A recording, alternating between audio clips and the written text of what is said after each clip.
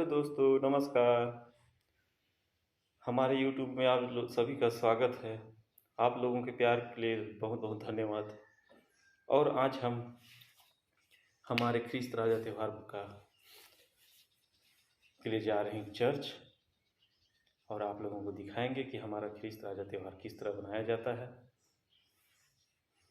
तो वीडियो में आगे बने रहिएगा, बिल्कुल ही स्किप मत करिएगा। और वीडियो अच्छा लगे तो लाइक और शेयर और अपने दोस्तों से सब्सक्राइब जरूर करवाइएगा। और उम्मीद करता हूँ आप लोग भी सब बढ़िया ही होंगे। चलिए ठीक है, आगे हम बढ़ते हुए आप लोगों को ले चलते हैं हमारे ख्रिस्त राजा त्यौहार की धर्म विधि किस तरह की जाती है, रैली किस तरह निकाली जाती है और क्या क्या कार्यक्रम होता है, उसको हम आपको विस्तार पूर्वक दिखाएंगे।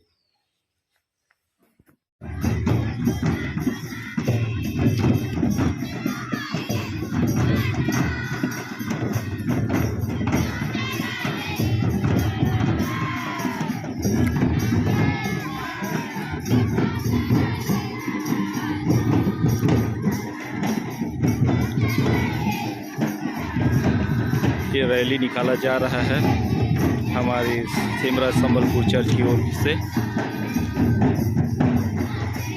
ख्रिस्त राजा त्यौहार के उपलक्ष्य में।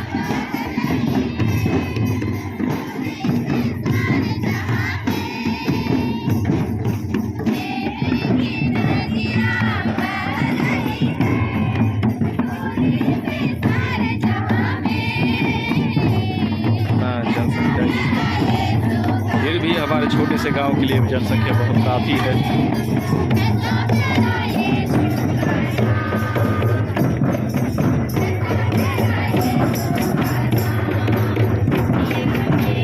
शुरुआत ही हुआ है।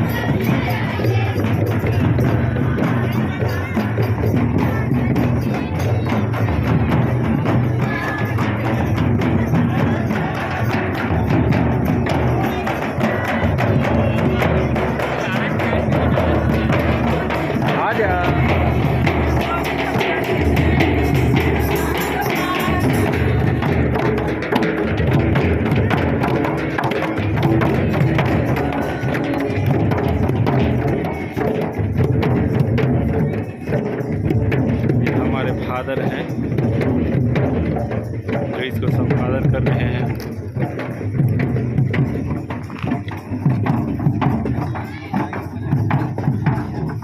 गिरजाघर के पास का है सीन, और उधर से रैली आ रहा है। अभी आ जाओ, हम लोग यहाँ से देखेंगे, है ना बाबू। फादर का गाड़ी है, वो हमारा रैली आ रहा है। ये हमारा बाबू है सुजोय।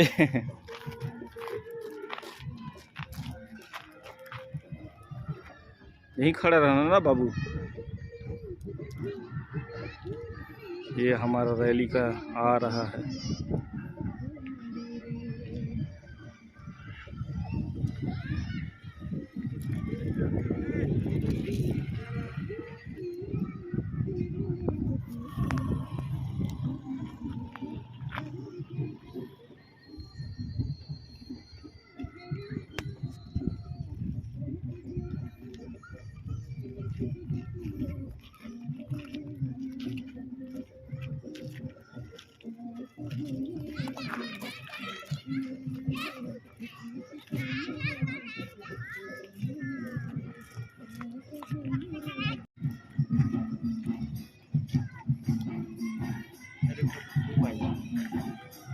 उतना धूप नहीं है, चलेगा।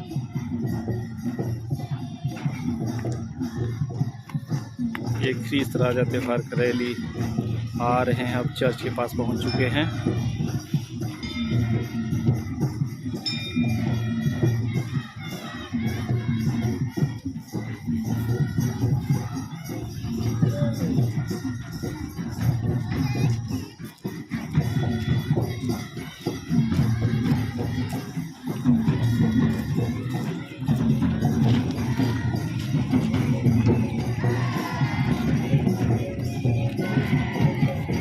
छोटे से गांव है, सोचिए अगर ये बड़े सब समाज उपस्थित हो जाए तो कितना लंबा रैली चलेगा।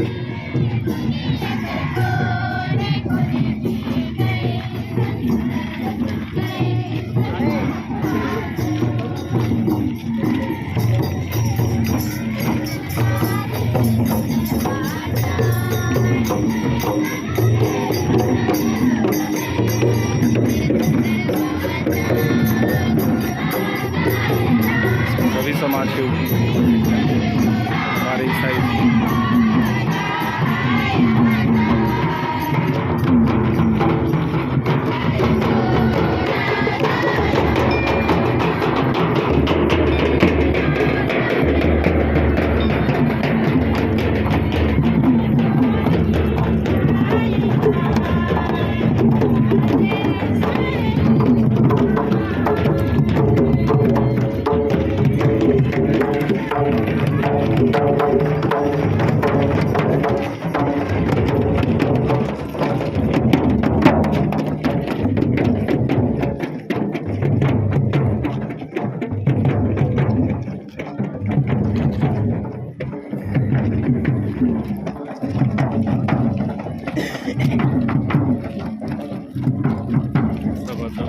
प्रवेश कर रहे हैं अंदर में।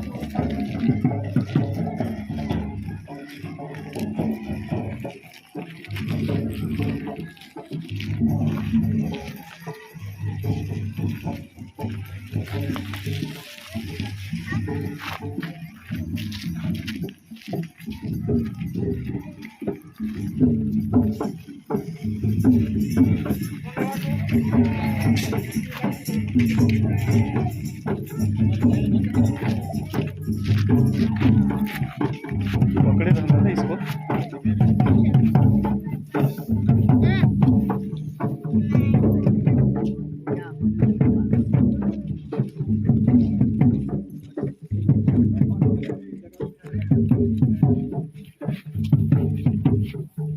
उसको वो हाथ में पकड़ो, वो हाथ में पकड़ो।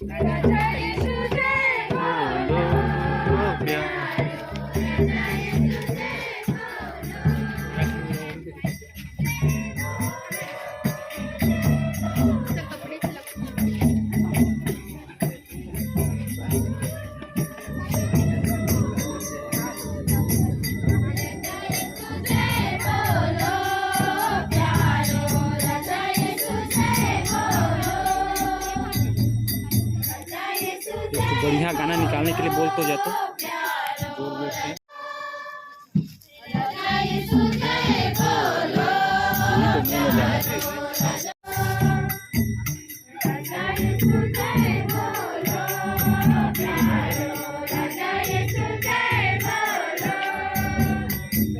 जय बोलो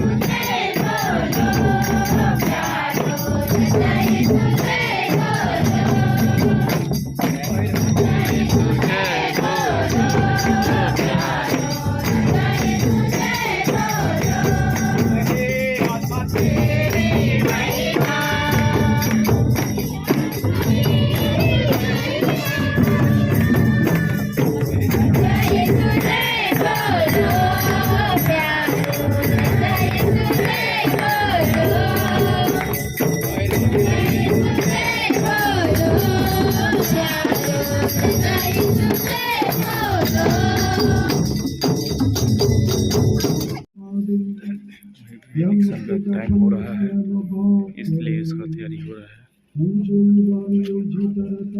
सब घुटने टेक चुके हैं।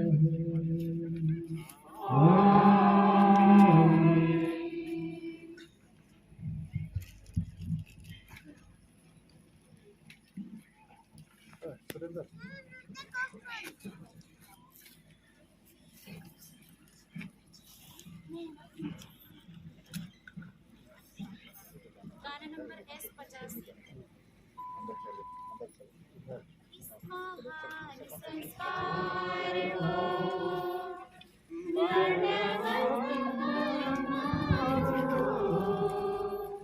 इस महान संस्कार घुटनी टेक लो, घुटनी ऐसे ऐसे मेरे जैसे।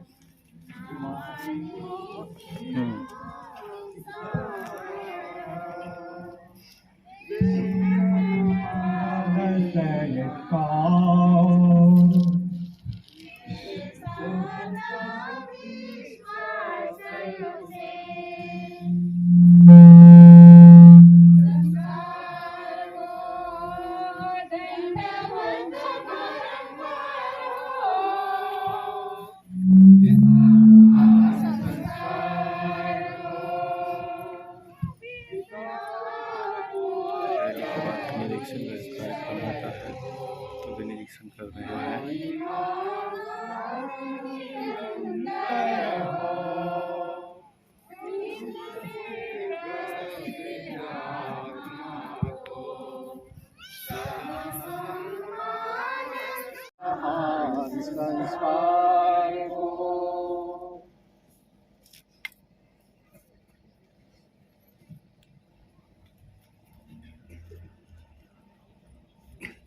सिर झुकाएंगे आशीर्वाद के लिए।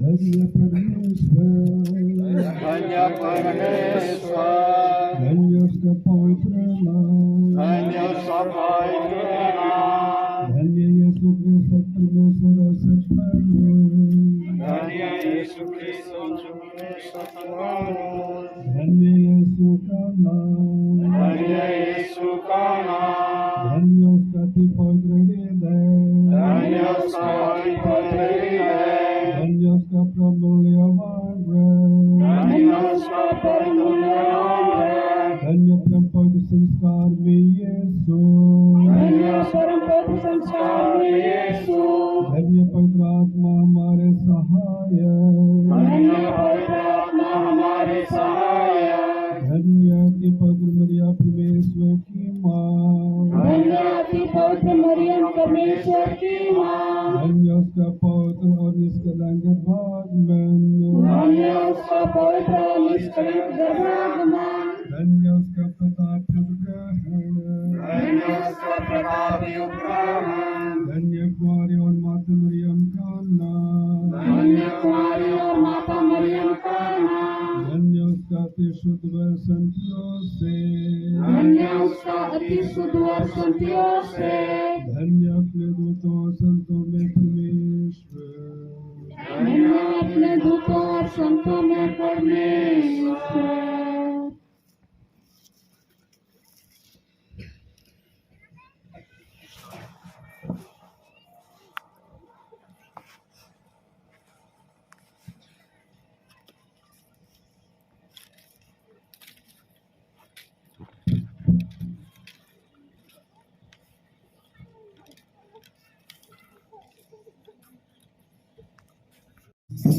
Krishna Radha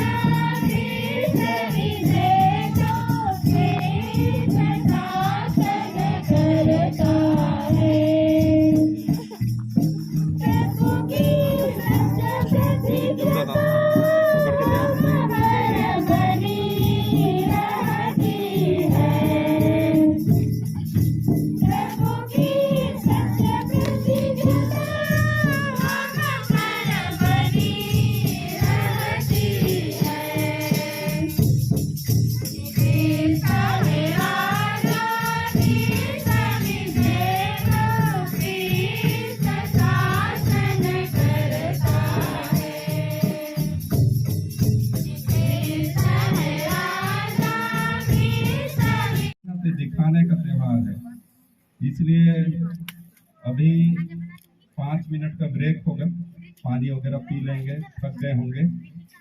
इसलिए इसके बाद पुनः वचन बाइबल का इनका उद्बोधन, धन्यवाद ज्ञापन सभी कार्यक्रम होगा। इसलिए आप लोग बहुत अच्छा यात्रा निकाले, जय घोष किए, उसके लिए सबको इस रोमन कैथोलिक कलीसिया की ओर से एक बार अपना अपना ताली बजा के एक बार सबका अपना अपना ही स्वागत कीजिएगा। तो चलिए लास्ट करेंगे। इसलिए पिता और पुत्र पवित्र आत्मा की महिमा होए। जैसे आदि में थी, आन काल सदा रहेगी। हे संत मामरियम, हमारे प्रार्थना कीजिए। हे संत जोसेफ, हमारे प्रार्थना कीजिए। मरे हुए सभी विश्वासियों की आत्मा परमेश्वर दया शांत में निवास करे। आमीन। है ना, राजा ऐश्वर्य सर्वगुण संपन्न और ऐश्वर्य होता है। सर्वगुण संपन्न सबको अलग अलग हम करेंगे तो राजा का परिभाषा सामने आ जाता है। और पर्व का मतलब तो जान ही रहे हैं, तिहार पर्व है ना। तो हम लोग आज एडवेंट काल में, अर्थात हम लोग अगले रविवार को, कब 27 तारीख को हम लोग एडवेंट काल में प्रवेश कर जाते हैं। और इस समय आज रविवार है 20 तारीख, अर्थात रविवार की आराधना के बाद आज हमारे पास सोमवार मंगल बुध बृहस्पति शुक्र शनिचर तक हम किसी भी दिन ख्रिस्त राजा पर्व को मना सकते थे, लेकिन हम अपनी सुविधा अनुसार आज बहुत ही अच्छे दिन में परमेश्वर के लिए जो ख्रिस्त राजा का पर्व को हम लोग चुने हैं। अब आज के लिए जो वचन है उसको हम लोग देखेंगे। लूका रचित सुसमाचार 19 अध्याय उसके 28 से 40 तक, उसमें क्या लिखा है पढ़िए। माइक मुंह में लगा के वह यरूशलेम की ओर उनके आगे आगे चला। ये- जब वह जैतून नामक पहाड़ पर बैतफगे और बेतनिय्याह के पास पहुंचा तो उसने अपने चेलों में से 2 को यह कह के भेजा।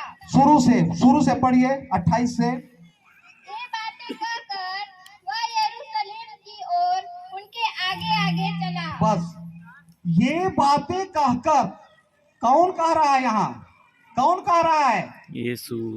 आए यीशु। यीशु मसीह यह बातें कहकर उनके आगे आगे कहा चला? जैतून पहाड़ पर नहीं, यरूशलेम की ओर जा रहा है। और ये है कहां पर?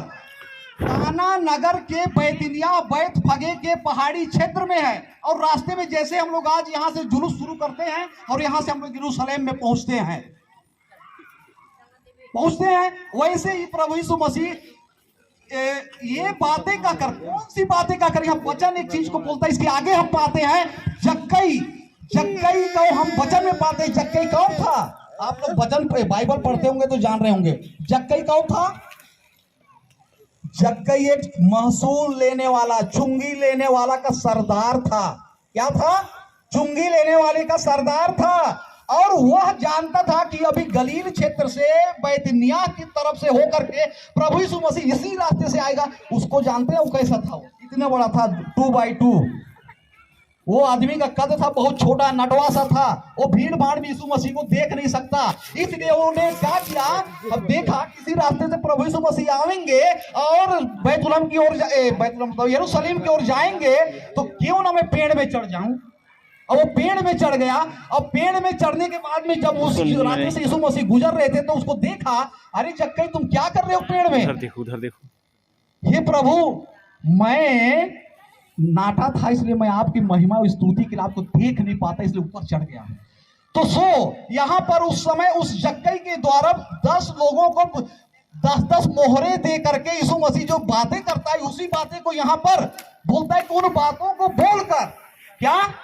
उन बातों को बोलकर उनके पीछे पीछे के आगे आगे है, उन समूह के, उन दल के आगे आगे यीशु मसीह कहा जाता है यरूशलेम की ओर। और आगे पढ़िए। जब वह जैतून नामक पहाड़ पर बैतफगे और बेतनिय्याह के पास जब पहुंचा जैतून नामक पहाड़ के बैतफगे और बैतनिय्याह के तराई पर आया तो उसने अपने चेलों में से उनके जो 12 चेले थे और भी लोग थे,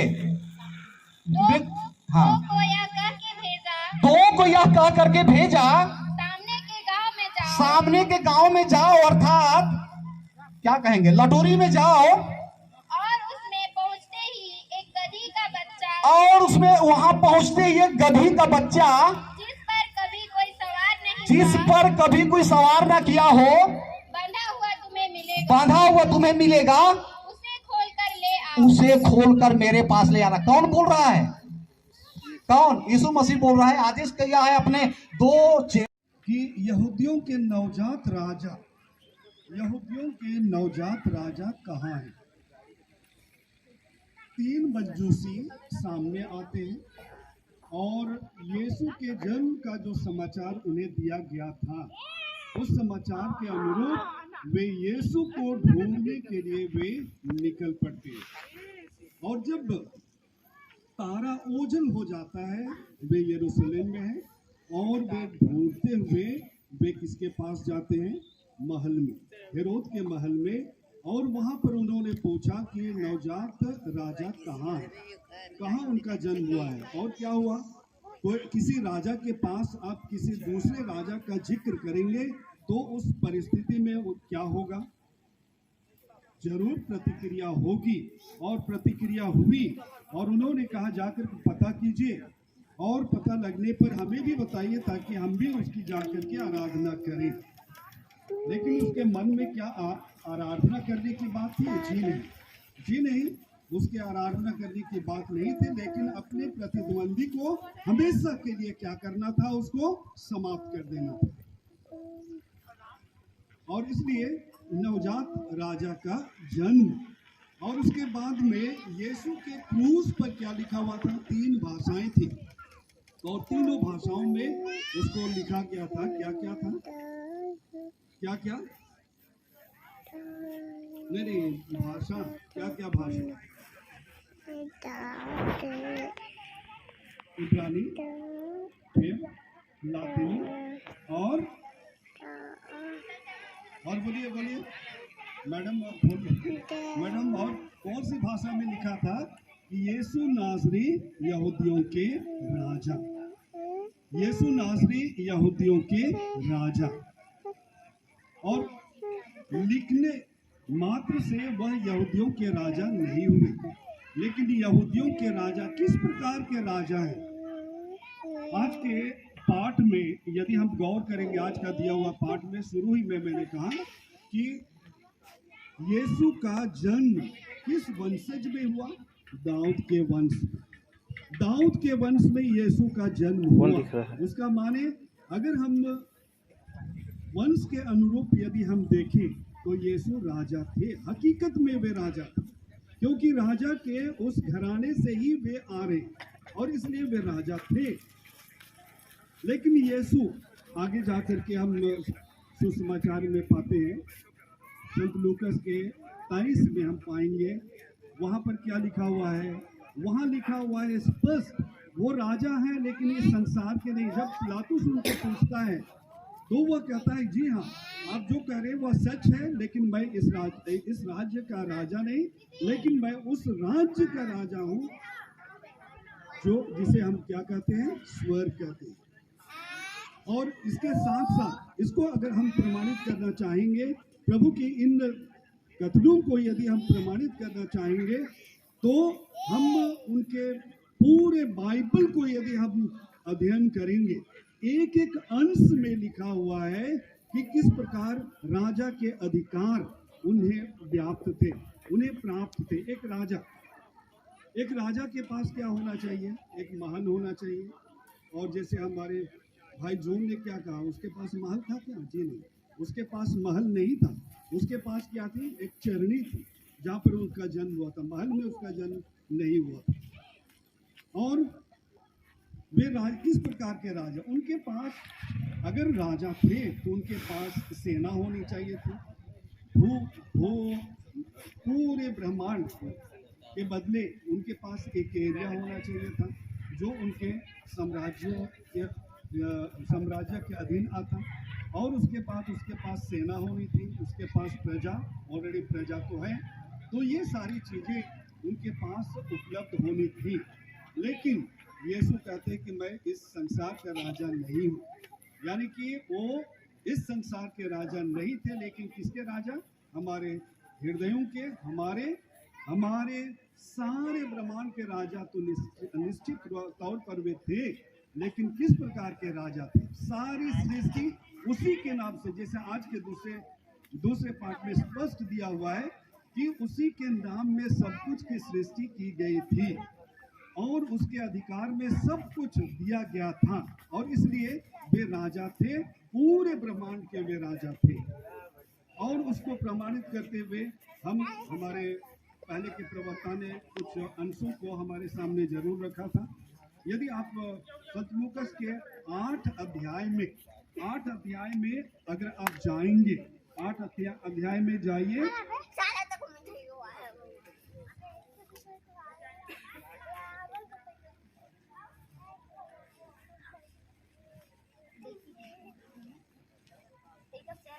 पद 22 से आगे आप पढ़िए। वहां पर क्या दिया हुआ है? आंधी को शांत करना। यीशु आंधी को शांत करते हैं, यानी कि प्रकृति में उसका खाना खा रहे हैं। यहाँ सामने सामने अब क्या करबे? अभी कैसे टकला हो रहा है? फ्रांसिस को डाउट है किसने कैसे ब्रेन हैंड देख रहे ना पड़ा उधर तो आड़गनी बच याद रही वही ना रही अब वही रही। हाँ उधर है करना